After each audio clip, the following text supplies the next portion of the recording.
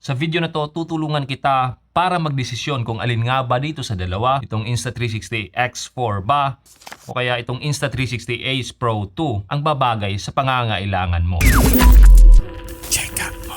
Itong mga action camerang to, merong pagkakatulad. Pero syempre, meron din naman silang pagkakaiba. Kaya wag na nating patagalin pa at pag-usapan na natin ang bawat isa. Naunahin natin itong Insta360 X4 na isang 360 action camera. Na kung makikita nyo, meron itong dalawang lente. Kaya nitong kunan ang buong paligid niya. Pero pwede din natin itong magamit na iisang lente lang. Single lens mode na parang traditional action camera. Now sa harapan nito, makikita natin itong malaking screen niya. Tapos meron siyang 4 na buttons. Bale itong power, quick menu, shutter, saka itong lens selector button. Now dito sa gilid makikita natin itong battery compartment niya. Ang capacity ng battery nito is 2,290 mAh. Sa loob nito, meron itong memory card slot. Ayan, dito sa gilid. Now dito sa taas makikita natin ang USB Type-C port para sa data, charging, saka sa mic adapter. Bala itong kamerang to tumitimba nga pala ng around 203 grams. Tapos itong mounting niya sa baba makikita natin 1/4 inch na standard ng tripod saka selfie stick. Now ito naman ang Insta360 Ace Pro 2 na isang traditional action camera. Bale, meron lang siyang isang lens na obviously ito yung gagamitin natin or ito yung ihaharap natin sa ating subject para makunan. Tapos meron itong dalawang screen, isang malaking touchscreen sa likod, ayan, na pwede nating i-flip out. Ayan. Itong sa harap naman isang maliit na status LCD na hindi touch sensitive. Now ang buttons naman ito, dalawa,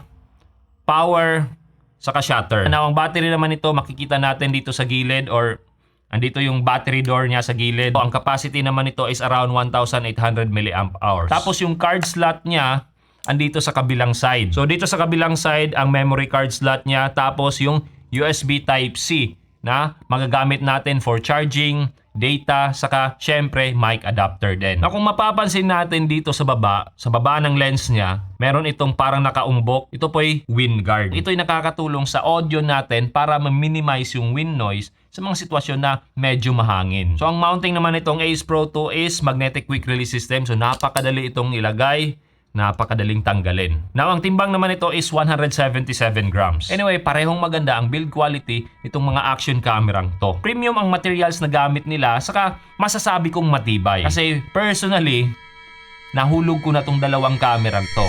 And so far, nag-survive naman. Actually, kung makikita nyo dito, meron itong gas-gas, itong X4 ko. Now, ang concern lang natin dito, pagdating sa X4, is itong dalawang lens niya. Itong protruding lens. Kasi ayaw natin itong magasgas. Pero sa nakikita nyo, itong setup ko ngayon, meron akong nilagay na lens guard. Actually, kung bibili ka nito, meron talaga siyang kasamang lens guard in case gusto mong gamitin sa mga medyo alanganin na sitwasyon. Now, itong Insta360 Ace Pro 2 naman, itong lens protector niya sa harap, pwede itong tanggalin in case magasgas. So, madali lang siyang palitan. Now, napag-uusapan lang din naman yung lens, gaya ng sabi ko kanina, itong Insta360 X4, na isang 360 action camera na merong dalawang lens. Ang isang unique feature nito is na itatago niya itong selfie stick. Kaya kung mapapansin nyo sa mga shots na gamit ito, hindi mo ito makikita. Parang lumulutang ang camera, parang meron kang drone or para kang merong cameraman na sumusunod or nasa harapan mo. Pero in reality, andito lang siya sa isang selfie stick, nakakabit, hindi lang siya nakikita kasi nasa blind spot siya ng dalawang lens. Now, ang kagandahan ng 360 action camera katulad nitong X4, after mong mag-shoot, meron kang maraming options sa angulo or perspective na pwede mong magamit sa mga edit mo. Ika nga sa tagline nila, shoot first, reframe later. Bali sa Insta360 app, mapa-cellphone man or computer, nagagawa mong mag-reframe ng 360 video into a flat video sa perspective or angulo na gusto mo. In other words, sa iisang 360 video mo lang, kahit iilang flat video or iilang perspective ang pwede mong kunin. Samantala, itong Ace Pro 2, kaya lang nitong kunan kung saan nakaharap itong lens niya. So, kailangan mo siyang i-set up beforehand sa angulo na gusto mo. Ang advantage naman ito, wala ka ng reframing na gagawin after mong mag-shoot.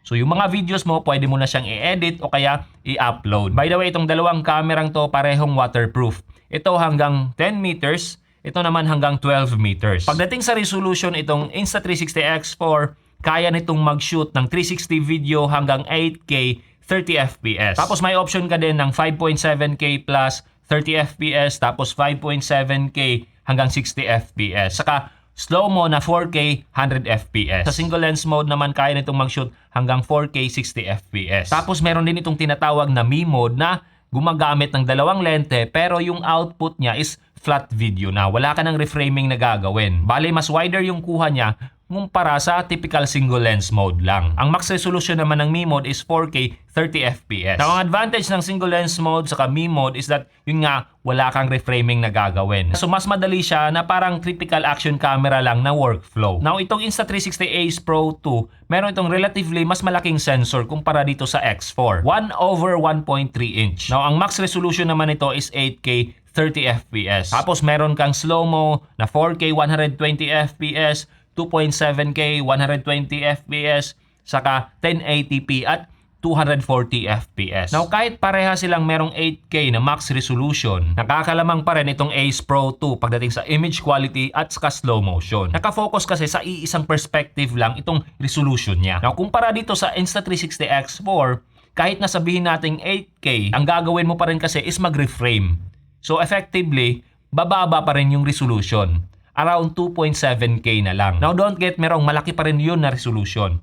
Good enough pa rin yun para sa ating paggagamitan. Now, pagdating naman sa single lens mode nitong Insta360 X4, nakakalamang pa rin pagdating sa image quality itong Ace Pro 2. Now, in addition nga pala sa image quality nitong Ace Pro 2, meron ka ring mapagpipili ang maraming color profile. Saka pwede mo ring i-enable yung iLog or log color profile na ang ibig sabihin lang, mas flexible siya pagdating sa color grading. Yan ay kung gusto mong magkulay-kulay pagdating sa edit mo. Itong X4 naman, meron ka din namang mapagpipili ang color profiles. Pero yun nga lang, tatlo lang. Standard, vivid, saka flat. Typically, ang ginagamit ko yung flat kasi magkakaroon pa ako ng option or meron pa akong flexibility pagdating sa color grading. Pero kung ayaw mo sa ganung proseso, standard or vivid na lang yung piliin mo. Now, itong dalawang kamerang to, merong HDR capability or high dynamic range mode. Magagamit natin ang feature niya yan pagdating sa mga contrasty lighting situation. Halimbawa, nagmumotor tayo, dumaan tayo sa maraming puno, tapos tirik yung araw. Mas malawak ang detalyeng kaya niyang i-capture from highlights hanggang shadows sa ganung sitwasyon. Sa pictures naman, kaya nitong mag-shoot ng 72 megapixel 360 photos. Capable din itong kumuha ng 11K time-lapse video. At since 360 nga siya, pwede ka rin mag-reframe at technically unlimited pa rin yung anggulong makukuha mo. Samantala, itong Ace Pro 2 kaya na itong kumuha ng 50 megapixel photos. Tapos capable naman to na kumuha ng 8K time-lapse video. By the way, pareho silang capable na kumuha ng raw photos. Kapag audio quality naman yung pinag-uusapan, parehong maganda yung recording na nakukuha mo dito sa mga kamerang to. Kahit nasabihin natin na internal mic lang yung gagamitin, given na walang masyadong malakas na hangin. Insta360 Ace Pro 2. How's the audio? Mic check 1 2. Mic check 1 2. So extend natin konti. This is an audio check. Mic check 1 2. Now, kung talagang andun ka sa medyo mahangin na sitwasyon, mas advantage itong Ace Pro 2. Kasi nga, yung sinabi ko kanina na meron siyang wind guard. Now, itong wind guard na to, pwede mo siyang tanggalin. In case gagamitin mo siya underwater, papalitan mo siya ng mic cap. Now, sa moto vlogging naman, gagamit syempre tayo ng external mic. Mapa-wired man yan o kaya wireless. Syempre, sa ganung sitwasyon, kailangan natin ng mic adapter. Ito sa Insta360 X4. Ito naman sa Insta360 Ace Pro 2. Now, so far sa helmet mounted setup or moto vlogging camera setup, pareho namang maganda yung nagiging output natin pagdating sa audio. Galing dito sa mga kamerang to. So, yo, sa mga kaibigan at your boy, Jerial of JCat Moto, nagbabalik na naman tayo. Gamit natin ang Insta360 Ace Pro 2. How is the audio? How is the audio? Yo, sa mga kaibigan at your boy, Jerial of JCat Moto, nagbabalik na naman tayo. Pag-uusapan natin ang gamit na action camera ko, ang Insta360 X4. Pagdating naman sa third person POV shots, katulad halimbawa kung nakamount siya sa side mirror o kaya handlebar, pwede tayong gumamit ng wireless mic o kaya separate recorder or pwede rin namang Bluetooth mic.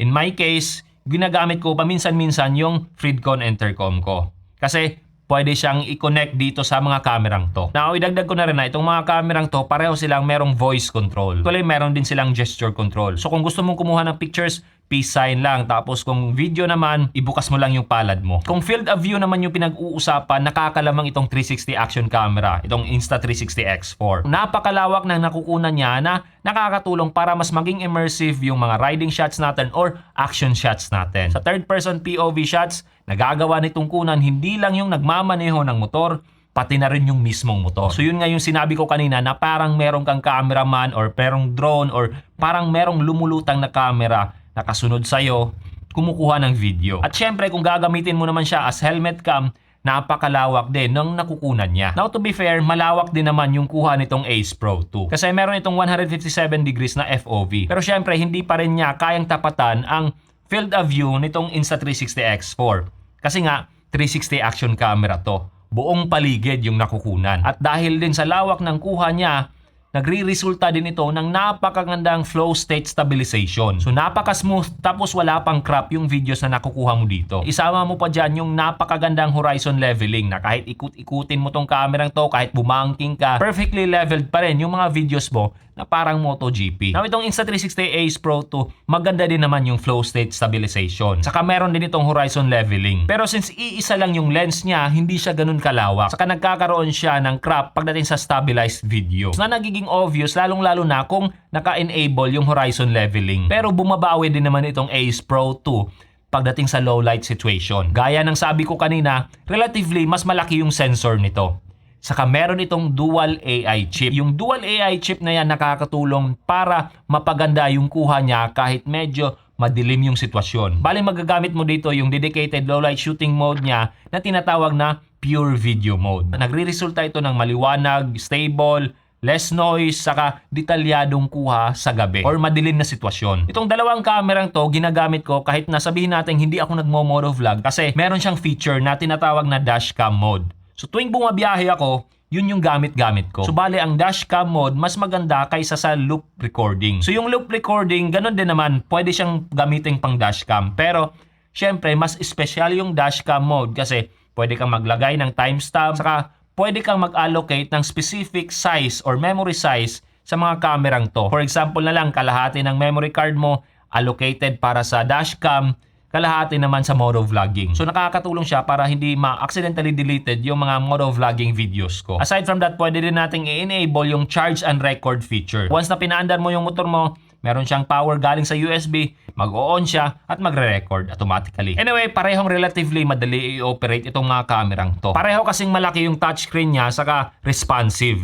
Saka yung user interface niya, pamilyar ako. Kasi personally, since 2019, gumagamit na ako ng Insta360 action camera. At gaya ng nasabi ko kanina, itong mga kamerang to, meron siyang voice control, meron din siyang gesture control. Siguro nakakaangat lang itong Insta360 X4 kasi meron siyang 4 na buttons. Saka yung dalawa nito, pwede nating i-customize. Nakakatulong to sa pag-operate nito sa pagmumotor ko, lalong-lalo na kung naka-gloves ako. Saka gusto ko lang i-emphasize, since 360 action camera to, hindi mo siya kailangang iharap sa subject mo. So hindi katulad nitong Ace Pro 2 na talagang itututok mo siya sa subject mo. So ito, kahit na ilagay mo lang siya sa handlebar mo, ilagay mo lang siya sa side mirror na mounting mo, hindi mo siya kailangang iharap sa subject mo. So ganun siya kadali i-operate or sabihin na natin i-set up. Pero syempre, itong Ace Pro 2, nakakatulong din naman itong flip screen niya. Ayan, bali makikita natin dito yung angulo or perspective na gusto nating kunan. Now, itong mga kamerang to pareho ding merong smart features. Katulad halimbawa ng cancel recording at AI highlights assistant. So in case ayaw nating ipagpatuloy yung nasimulan nating recording or video, pwede nating i-cancel yon sa pamamagitan ng pag-long press lang ng shutter button. Now, kung naka-enable naman ang AI highlights assistant, ang AI na mismo yung mamimili ng highlights sa isang mahabang video na nakunan mo. Pero syempre, hindi ito perpekto. Mas mainam pa rin na tao yung mamimili sa highlights ng mga video mo. With that, mas nakakaangat itong Ace Pro 2. Kasi dito sa mismong camera, pwede ka nang mag-edit. Bali, ang ibig sabihin ko doon, sa pamamagitan ng kamerang to, sa mga videos na nakunan mo, pwede kang mamili ng mga highlights na pwede mong i-save individually o kaya i-merge sa iba pang highlights para makabuo ng isang mahabang video. In other words, para ka na nag-edit, pinapaikli mo na yung mahabang video mo, pero hindi ka gumagamit ng cellphone o kaya computer. Saka meron itong pause recording kung saan pwede mong itigil muna pansamantala yung sinimulan mong video, tapos lilipat ka sa ibang lugar, pipili ka ng ibang angulo, saka doon mo siya i-continue. Now, speaking of continue, meron din siyang continue recording. So, yung mga videos na natapos mo nang i-save, ando na sa gallery mo, pwede mong tingnan, tapos i-continue mo. Pwede din ganon. So, napakalaking advantage nun sa mga nagba-vlog, sa mga content creator, kasi ang mga iilang clips mo, pwede mo nang gawing iisang mahabang video na lang. So, sa actual post-production, hindi ka na mahihirapan pa. Now, aside pa syempre doon, gaya ng sinabi ko earlier, itong Ace Pro 2, ang mga files niya, drag and drop na lang. Wala ka ng reframing na gagawin. So, sa post-production, mas madali siya kumpara dito sa X4. Now, don't get me wrong, kasi itong X4, after mo mag-shoot, Kung gagamit ka ng Me mode saka single lens mode, drag and drop din yung mga files. Pero pagdating sa 360 videos, mangangailangan ka talagang mag-reframe at kakain yun ng oras. Dito mo ma-appreciate yung kagandahan ng Insta360 software. Mapa cellphone man yan o kaya computer. Regular kasi itong nag-a-update at nagdadagdag sila ng mga features para mapadali ang pag-e-edit at pagre-reframe. Now in terms of battery, itong Insta360 X4 sa 5.7K 30 FPS, kaya nitong mag-shoot ng around 2 hours 15 minutes. Now sa 8K 30 FPS naman, kaya nitong mag-shoot ng 1 hour 16 minutes. Base sa naging experience ko. Now itong Ace Pro 2 naman sa 4K 30 FPS, kaya nitong mag-shoot ng around 2 hours 35 minutes sa endurance mode. Pagdating naman sa 1080p 30 FPS, umaabot naman siya ng 2 hours 52 minutes. Now sa charging, parehong mabilis itong mga kamerang to. In less than 1 hour, napupuno mo na siya. Around 50 to 60 minutes, depende na lang sa karga na natitira ng mga battery nito. Pero syempre, ang gagamitin mo is fast charger. Now itong Ace Pro 2, mayroon tong tinatawag na reverse charging. Kaya mong mag-charge ng ibang gadget katulad ng cellphone sa mga emergency situation kung saan talagang naubos na yung battery ng ibang gadget mo. So ito yung magiging charger mo or power bank. Anyway, sa usapang overheating naman, so far wala naman akong naging experience na ganun. Especially given na itong mga kamerang to ginagamit ko sa pagmumotor or sa labas na merong airflow. Na pagdating sa presyo, itong Insta360 X4 at the time of this recording, around 30,990 pesos sa standard bundle nito. Now itong Ace Pro 2 naman, standard bundle, nagkakahalaga ng around 24,590 pesos. Now ang tanong, alin nga ba dito sa dalawa, ang Insta360 X4 ba or Ace Pro 2 yung pipiliin mo after mong marinig yung mga bagay-bagay na binahagi ko? Kasi kung ako yung tatanungin, pareho silang maganda. Pero magkaiba sila ng pros and cons. Kung first time mong bibili or gagamit ng action camera, I think mas babagay sa'yo itong Insta360 Ace Pro 2. Relatively mas madali itong gamitin kasi ang workflow niya kahalin tulad lang din ng ibang traditional action camera. Bukod pa syempre sa magandang audio quality na nakukuha mo dito, idagdag mo pa doon yung stable na mga kuha mo, magandang image quality, maliwanag man or low light situation. Saka kung sa motovlogging mo siya gagamitin, ito yung ideal na form factor para sa helmet cam. At kung gusto mo namang mag-vlog na minimalist lang yung setup, napakalaking tulong din na meron ka nitong flip screen. Kitang-kita mo yung sarili mo or yung framing mo habang nagsasalita sa harap ng camera. On the other hand, kung ikaw naman yung tipo na meron ng experience sa mga typical action camera katulad nito at gusto mong i-explore yung creative side mo saka